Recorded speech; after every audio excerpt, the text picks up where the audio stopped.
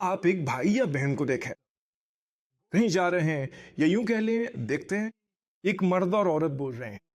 आज की दुनिया चाहती है कि आप फौरी तौर पर मनफी सोचें और फौरन गपशप शुरू कर दी।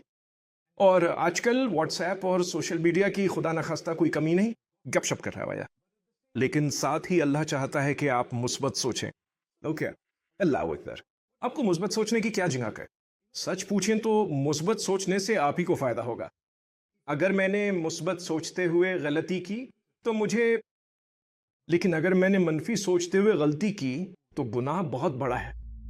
जरा तसव्वुर करें, लोग एक मर्द और औरत को बात करते देखते हैं और लोग कहते हैं कि ये दोनों का आपस में चक्के चला है।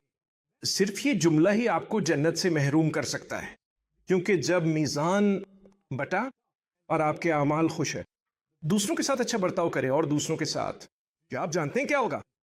हो सकता है आपके अमाल में सिर्फ चंद मिलीग्राम या चंद ग्राम की कमी रह जाए और वो एक जुमला या तो आपके हक में आएगा या आपको बर्बाद कर देगा।